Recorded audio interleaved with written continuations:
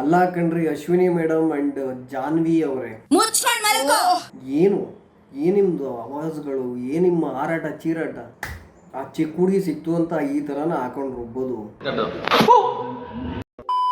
ಅಯ್ಯೋ ಏನೇನ್ ಮಾತಾಡ್ತೀರಾ? ಆವಾಜ್ಗಳು ಹಾಕೋದೇನು? ಆ ಮಗು ಮಾತಾಡ್ಲೇಬಾರ್ದ? ಅವ್ರು ಕಂಟೆಸ್ಟೆಂಟ್ ಅಲ್ವಾ, ಅವ್ರು ಮಾತಾಡ್ಬೇಕು ತಾನೆ.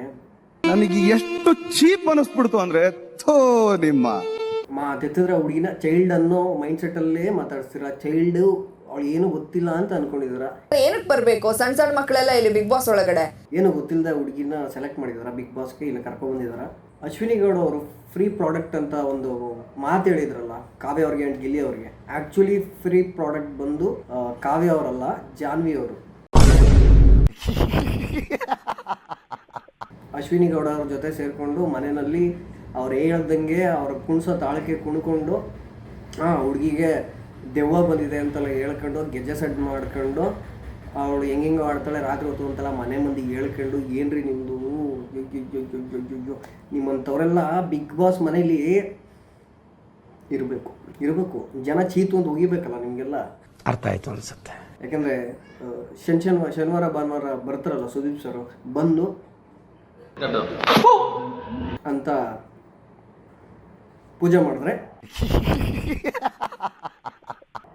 ನಿಮಗೆ ಅವಾಗ ಚೆನ್ನಾಗಿರುತ್ತೆ. ಕರ್ನಾಟಕದ ಜನರ ಮುಂದೆ ಅವ್ರು ಬಂದು ಪೂಜೆ ಮಾಡಿದಾಗ ನಿಮ್ಮ ಒಂದು ವ್ಯಕ್ತಿತ್ವ, ನಿಮ್ಮ ಒಂದು ಮಾತಿನ ಶೈಲಿ ಎಲ್ಲವೂ ಜನರಿಗೆ ಗೊತ್ತಾಗುತ್ತೆ, ತುಂಬ ಅಪ್ರಿಷಿಯೇಟ್ ಮಾಡ್ತಾರೆ. ಸೊ ನಿಮ್ಮಂಥವ್ರು ಇರಬೇಕು, ನಿಮ್ಮಂಥವ್ರು ಚೆನ್ನಾಗಿ ಮಾತಾಡಬೇಕು. ತುಂಬ ಫ್ರೀಡಮ್ ಇದೆ ಬಿಗ್ ಬಾಸ್ ಮನೇಲಿ, ಹೆಂಗೆ ಬೇಕಾದರೂ ಇರಿ. ಆದರೆ ಆ ಹುಡುಗಿನ ಪಾಪ ಯಾಕೆ ಮೇಡಮ್ ಅಷ್ಟು ಹೊಟ್ಟೆ ಉರಿಸ್ತೀರಾ? ಏನ್ರಿ ಅದು ಮಾತಾಡೋದು? ಅವಳು ಮೊದಲೇ ಕನ್ನಡ ಕಷ್ಟಪಟ್ಟು ಮಾತಾಡ್ತಾ ಇದ್ದಾಳೆ, ನೀವು ಇಷ್ಟಪಟ್ಟು ಜಗಳ ಆಡ್ತಾ ಇದ್ದೀರಾ ಆ ಹುಡುಗಿ ಜೊತೆ. ಆ ಬಟ್ಟೆಗಳೆಲ್ಲ ಬಿಸಾಕೋದೇನೋ.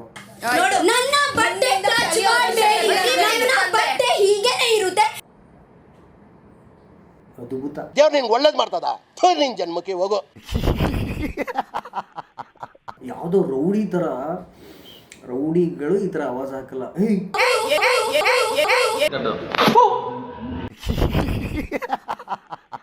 ನನ್ನನ್ನೇನು ಕರಿತಾ ಇದೆಯಾ ಮೊದಲು ನೀನು ಏನು ಅನ್ಕೊಂಡು ಏನು ಮುಂದಕ್ಕೆ ಹೆಂಗೆ ಹೋಗ್ತಾ ಇದ್ದಾರೆ ಅಂದ್ರೆ ಏನು ಹೊಡೆದೇ ಬಿಡ್ತಾರೇನೋ. ಆಕ್ಚುಲಿ ಇವ್ರ ಮನೆಯಲ್ಲಿ ಇರೋ ಸರ್ವೆಂಟ್ಗಳು ಆಳು ಕಾಳುಗಳು ಅನ್ಕೊಂಡ್ಬಿಟ್ಟಿದ್ದಾರೆ ಅಲ್ಲಿ ಇರೋರ್ನ. ಮೊದಲು ಸರಿಯಾಗಿ ಮಾತಾಡೋದು ಕಲಿ. ಆ ಹುಡುಗಿ ಮೇಲೆ ಹೆಂಗ್ ಹೋದ್ರು ಅಂದ್ರೆ ಲಿಟ್ರಲಿ ಏನು ಹೊಡೆದೇ ಬಿಡ್ತಾರೇನೋ ಅನ್ನೋ ಥರನೇ ಹೋದ್ರು. ಇವತ್ತಿದೆ, ಬರ್ತಾರೆ ಇವತ್ತು. ತಪ್ಪಾಗಿ ಆಡಿರೋ ಮಾತಿಗೆ ಕಲಿಸದೆ ಬಿಡಲ್ಲ. ಬಟ್ ಆ ಹುಡುಗಿ ಸಕ್ಕದಾಗಿ ಮಾತಾಡ್ತಾ ಇದ್ದಾರೆ. ರಕ್ಷಿತಾ ಶೆಟ್ಟಿ ಅವರೇ ಸೂಪರ್. ನೀವು ಹಂಗೆ ಮಾತಾಡಿ. ನಾನು ವೈಲೆಂಟ್ ಆದ್ರೆ ಕಂದ ರಾಮ, ನಾನು ವೈಲೆಂಟ್ ಆದ ರಾವಣ ಕಂದ.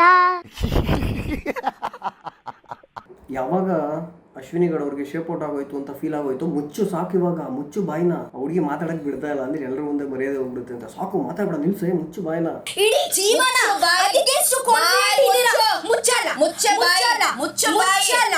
ಬಟ್ ರಕ್ಷಿತಾ ಶೆಟ್ಟಿನ ಅಪ್ರಿಷಿಯೇಟ್ ಮಾಡಲೇಬೇಕು. ಇಲ್ಲ ನಿಲ್ಸಲ್ಲ, ಮುಚ್ಚಲ್ಲ, ನಾನು ಮಾತಾಡ್ತೀನಿ, ನಾನು ಮುಚ್ಚಲ್ಲ, ಎಲ್ಲಿ ತನಕ ಮುಚ್ಚಲ್ಲ, ನಿಮ್ಮನ್ನೆಲ್ಲ ಮುಚ್ಚಾಕ ತನಕ ನಾನು ಮಾತು ನಿಲ್ಸಲ್ಲ, ನಾನು ಮುಚ್ಚಲ್ಲ ಬಾಯ್ನ ಅಂತ ಮಾತಾಡಿದ ರೀತಿ ಇರ್ಬೋದು.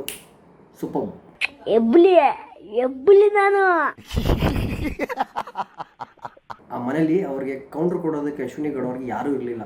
ಮೊದಲು ಗಿಲ್ಲಿ ನಟ ಅವ್ರು ಕೌಂಟ್ರ್ ಕೊಟ್ಟರು, ಒಂದಷ್ಟು ದಿನ ಶೇಪ್ ಔಟ್ ಆಯಿತು.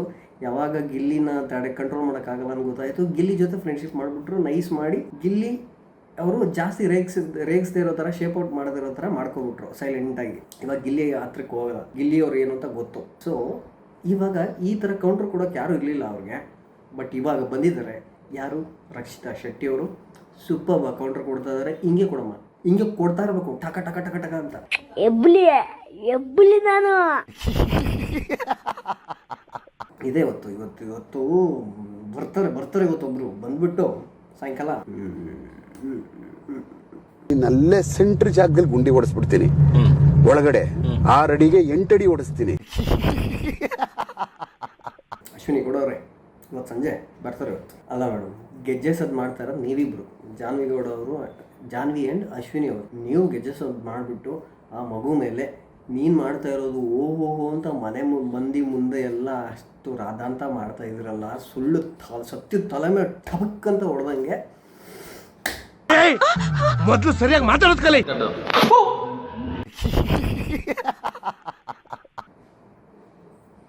ಸೂಪರ್ ಅಲ್ಲ ಮೇಡಮ್ಗಳ, ಅಶ್ವಿನಿ ಗೌಡ ಅವರು ಮತ್ತು ಜಾನ್ವಿ ಅವರೇ, ಆ ಹುಡುಗಿನ ಏನಾದರೂ ನಿಮ್ಮ ಮನೆಗೆ 50 ರೂಪಾಯಿಗೆ ದುಡ್ಡು ಕೊಟ್ಬಿಟ್ಟು ಕೆಲಸಕ್ಕೆ ಏನಾದ್ರು ಇಟ್ಕೊಂಡಿದ್ದೀರಾ? ಡೈಲಿ ಪಾತ್ರೆ ತೊಳೆದಿಲ್ಲ, ಅಲ್ಲಿ ಹೋಗಿ ಕಂಡವ್ರ ಜೊತೆ ಮಾತಾಡೋಕ್ಕಾಗತ್ತೆ? ಏನು ರೀ ಅದು ಮಾತುಗಳು? 50 ರೂಪಾಯಿ ಕೊಟ್ಬಿಟ್ಟು ಏನಾದ್ರು ಕೆಲಸಕ್ಕೆ ಇಟ್ಕೊಂಡಿದ್ದೀರಾ? ಮನೆ ಒರೆಸು, ಪಾತ್ರೆ ತೊಳಿ ಅಂತ ಹೇಳೋದಕ್ಕೆ? ಅಯ್ಯೋ, ಇವತ್ತು ಸಂಜೆ ಬರ್ತಾರೊಬ್ರು, ಇವತ್ತು ಸಂಜೆ ಐತಿ ನಿಮಗೆ. ರಕ್ಷಿತಾ ಶೆಟ್ಟಿ ಇವತ್ತಾಗಿರೋ ಇನ್ಸಿಡೆಂಟಿಂದ ನಿಜವಾಗ್ಲೂ ನೀವು ತುಂಬ ಜನಗಳಿಗೆ ಹತ್ರ ಆದ್ರಿ. ಸೂಪರ್ವಾಗಿ ಆಟ ಆಡ್ತಾ ಇದ್ದೀರ. ಕರ್ನಾಟಕದಲ್ಲಿ ಎಷ್ಟು ಜನ ಇದ್ದಾರೋ, ಬಿಗ್ ಬಾಸ್ನ ಎಷ್ಟು ಜನ ಎಲ್ಲ ನೋಡ್ತಾ ಇದ್ದಾರೋ ಎಲ್ಲರೂ ನಿಮ್ಮ ಫೇವರಾಗಿ ನಿಂತ್ಕೋತಾರೆ, ಎಲ್ಲರೂ ನಿಮ್ಮನ್ನು ಇಷ್ಟಪಡ್ತಾರೆ. ಸಖತ್ತಾಗಿ ಆಟ ಆಡ್ತಾ ಇದ್ದಾರೆ, ಸಖತ್ತಾಗಿ ಕೌಂಟ್ರ್ ಕೊಟ್ಟರೆ ಇಬ್ರಿಗೂ ವೆರಿ ವೆರಿ ಗುಡ್.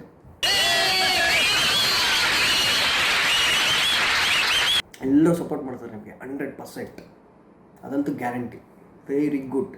ಈ ಥರ ಮಾತಾಡಬೇಕು, ಶೇಪೌಟ್ ಆಗಬೇಕು ಅಂಥವ್ರಿಗೆಲ್ಲ. ಇವತ್ತು ಬರ್ತಾರೆ ಒಬ್ರು, ಅದಕ್ಕೆ ಮುರಿಯೋದಿಂದ ರಗಡ್ ವಾಯ್ಸಲ್ಲಿ ಸರಿಯಾಗಿ ಕ್ಲಾಸ್ ತಗೋತಾರೆ ನಿಮ್ಗೊಬ್ರು. ಇವತ್ತು ಮಾತಾಡಿ ಸಂಜೆ. ಕಾವ್ಯ ಆ್ಯಂಡ್ ಗಿಲ್ಲಿ ಅವರಿಗೆ ಪಕ್ಕ ಗೊತ್ತಾಗೋಯ್ತು ಜಿಲ್ ಮಾಡ್ತಾ ಇರೋದು ಅವರೇ ಅಂತ. ಕಾವ್ಯ ಅವ್ರು ಹೇಳಿದ್ರು, ನಂಗೆ ಪಕ್ಕ ಕ್ಲಾರಿಟಿ ಸಿಕ್ತು, ನಂಗೆ ಗೊತ್ತಾಗೋಯ್ತು. ಟಾಪಿಕ್ನ ಡೈವರ್ಟ್ ಮಾಡೋದಕ್ಕೆ ನೋಡಿದ್ರು, ನಾನು ಮಾತಾಡ್ಬೇಕಾರೆ ಅಂತ ಹೇಳಿದ್ರು. ಕಾವ್ಯ ಶೈವ ಅವ್ರಿಗೆ ಕ್ಲಾರಿಟಿ ಸಿಕ್ಕಿ ಸೈಲೆಂಟಾಗಿ ಬಂದರು. ಇಲ್ಲಿ ಅದ್ರ ಬಗ್ಗೆ ಮಾತಾಡ್ತಾ ಇದ್ರು. ವೆರಿ ಗುಡ್, ಸಪೋರ್ಟಿವ್ ಆಗಿದ್ದಾರೆ.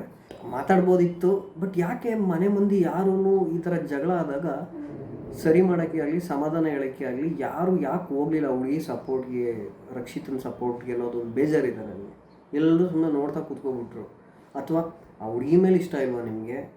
ಅಥವಾ ಅಶ್ವಿನಿ ಗೌಡ ಆ್ಯಂಡ್ ಜಾನ್ವಿ ಅವ್ರಿಗೆ ಕೌಂಟ್ರ್ ಕೊಡೋಕ್ಕಾಗಲ್ಲ ಅನ್ನೋ ಭಯದಲ್ಲಿ ಏನಾದರೂ ಸೈಲೆಂಟ್ ಆಗಿಬಿಟ್ರ ಮನೆ ಮಂದಿ? ಯಾಕ್ರಪ್ಪ ಬೈ, ಮನೇಲಿ ಇದ್ದೀರಿ ಅಂದರೆ ಎಲ್ಲರೂ ನಿಮ್ಮವರೇ, ಸಪೋರ್ಟಿವ್ ಆಗಿರಬೇಕಿತ್ತು ರಕ್ಷಿತಾ ಶೆಟ್ಟಿ ಅವ್ರ ಜೊತೆ. ನಿಮ್ಮ ಬುಡಕ್ಕೆ ಬರೋ ತನಕ ನೀವು ಏನೂ ರಿಯಾಕ್ಟ್ ಮಾಡಲ್ಲ ಅಂತ ಗೊತ್ತಾಗೋಯ್ತು. ಇಲ್ಲಿ ತನಕ ಚೆನ್ನಾಗಿ ಹಾರಾಡಿದ್ರು, ಕಿರ್ಚಾಡಿದ್ರು, ಗೆಜ್ಜೆ ಸದ್ದು ಮಾಡ್ತಾ ಇರೋದು ಅವಳೇ, ದೆವ್ವದಾಟ ಆಡ್ತಾ ಇರೋದು ಅವಳೇ ಅಂತ ಮಾತಾಡ್ತಿದ್ದವರು ಕಾವ್ಯ ಶೈವ ಬಂದುಬಿಟ್ಟು ಒಂದು ಕ್ಲಾರಿಟಿ ಕೊಡ್ತಾರೆ. ಅಲ್ಲಿಂದ ಈಚೆಗೆ ಮೇಡಮ್ಗಳ ಮಾತೇ ಚೇಂಜು. ಹಂಗೆ ಫುಲ್ ಅಯ್ಯೋ ಏನಪ್ಪ ಇಂಥ ಕೆಲಸ ಆಗೋಯ್ತು ಅಂತ ಅವಾಗ ಯೋಚನೆ ಮಾಡ್ತಾ ಇದ್ದಾರೆ. ನೀವು ಮಾಡಿಲ್ಲ ಅಲ್ವಾ? ನಾನು ಮಾಡಿಲ್ಲ. ನೀವು ಮಾಡಿಲ್ಲ. ಸುದೀಪ್ ಸರ್ನ ಬಾಯ್ಬಿಟ್ಟು ನಾವೇ ಯಾರಾದ್ರೂ ಕೇಳೋಣ, ಸರ್ ನಮ್ಗೆ ಅದ್ರ ಬಗ್ಗೆ ಕ್ಲಾರಿಟಿ ಬೇಕು, ಇಲ್ಲಾಂದ್ರೆ ಜಗಳಗಳು ಆಗ್ತಾನೆ ಇರುತ್ತೆ ಅಂತ ಅವ್ರನ್ನೇ ಕೇಳೋಣ, ಇದ್ರ ಬಗ್ಗೆ ಡಿಸ್ಕಷನ್ ಬೇಡ. ಕಾವ್ಯ ಏನಂದ್ರು, ಓಕೆ ನೀವು ಮಾಡಿಲ್ಲ ಅಲ್ವಾ ಅಂದಾಗ, ನಾವು ಮಾಡಿಲ್ಲ ಅಂತ ಏನು ಸತ್ಯ ತಲೆ ಮೇಲೆ ಟೊಪಕ್ ಅಂತ ಹೊಡೆದಂಗೆ ಹೇಳ್ಬಿಟ್ರು. ಓಕೆ, ದೆನ್ ಕಾವ್ಯ ಒಂದು ಮಾತು ಹೇಳ್ತಾರೆ, ಅವ್ರು ಇಂಡೈರೆಕ್ಟಾಗಿ ಹೊಡೆದ್ರು, ಹಿಂಗೆ ಆಡ್ತಾ ಇರಿ, ಶನಿವಾರ ಇದೆ ನಿಮಗೆ ಹಬ್ಬ ಅನ್ನೋ ಥರನೇ. ಹೌದಲ್ವಾ, ಬಿಡಿ ತಲೆ ಕೆಡ್ಸ್ಕೊಬೇಡಿ, ಶನಿವಾರ ಸುದೀಪ್ ಸರ್ ಬರ್ತಾರೆ, ನಮಗೆ ಬೇಕು ಕ್ಲಾರಿಟಿ ಬೇಕು ಅಂತ ಕೇಳಿದ್ರೆ ವಿಡಿಯೋ ಪ್ಲೇ ಮಾಡ್ತಾರೆ, ಯಾರು ಅಂತ ಗೊತ್ತಾಗುತ್ತೆ, ಬಿಡಿ ತಲೆ ಕೆಡ್ಸ್ಕೊಬೇಡಿ ಅಂತ ಕಾವ್ಯ ಹೇಳಿದಾಗ ಇಂಡೈರೆಕ್ಟಾಗಿ ಅವಾಗ ನೋಡ್ಕೊತೀನಿ ನಿಮ್ಮನ್ನ ಅಂದ್ಕೊಂಡೇ ಹೋಗಿದ್ದು ಕಾವ್ಯ. ಸೂಪರ್. ಅದಾದಮೇಲೆ ಇವ್ರ ರಿಯಾಕ್ಷನ್ನು ಮಜವಾಗಿತ್ತು. ಅಯ್ಯೋ ಮಾಡಿ ಸಿಗಾಕೊಂಡ್ಬಿಟ್ರೆ ಏನು ಮಾಡೋದು ಅಂತ ಜಾನ್ವಿ ಗೌಡ ಹೇಳ್ತಾ ಇದ್ದಾರೆ. ಜಾನ್ವಿ ಅವರು ಸುದೀಪಣ್ಣ ನಾವೇ ಮಾಡಿದ್ವಿ ಅಷ್ಟೇ. ಹೌದು, ಏನು ಮಾಡೋದು ಇವಾಗ, ಸುದೀಪಣ್ಣ ಬಂದ್ರೆ ಅಂತ ಅವಾಗ ನಾನು ಹೇಳ್ಬಿಡ್ತೀನಿ ಅಂತ ಹೇಳ್ಬಿಟ್ರೆ ಬಿಟ್ಬಿಡ್ತಾರ ಸುದೀಪ್ ಸರ್? ಮೊದ್ಲು ಸರಿಯಾಗಿ ಮಾತಾಡೋದ್ ಕಲಿ.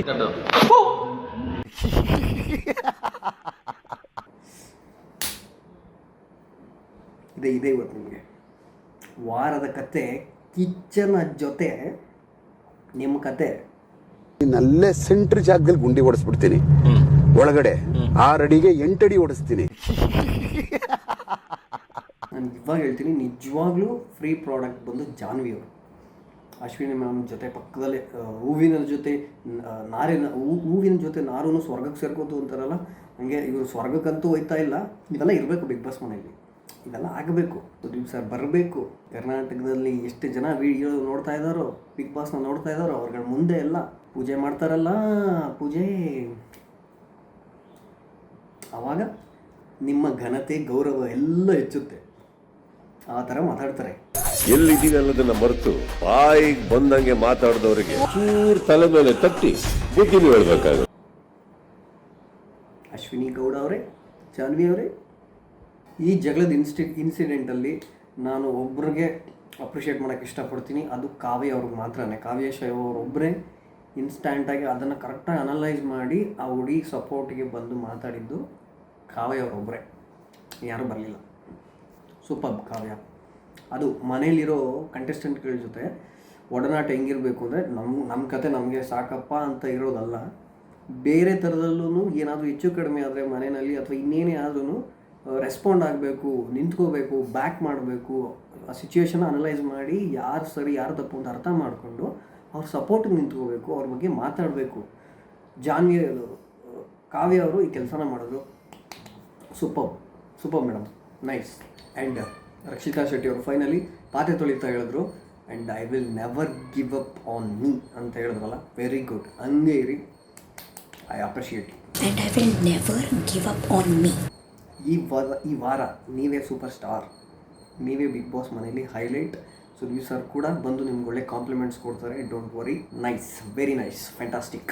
ಇವತ್ತಿನ ಬಿಗ್ ಬಾಸಲ್ಲಿ ನಾನು ಕೆಲವೊಂದು ವಿಚಾರ ನನಗೆ ಮಾತಾಡಲೇಬೇಕು ಅಂತ ಬಂದು ಆಸೆಪಟ್ಟು ಮಾತಾಡಿದ್ದು ಇವತ್ತಿನ ಟಾಪಿಕ್ಕು ಇಷ್ಟೇ. ಸೊ ನಿಮಗೆ ಇದು ಇಷ್ಟ ಆಗಿದರೆ ಸಬ್ಸ್ಕ್ರೈಬ್ ಮಾಡ್ಕೊಳ್ಳಿ, ಇನ್ನೂ ಸುಮಾರು ವೀಡಿಯೋಗಳು ಇದೇ ಥರ ಬರುತ್ತೆ.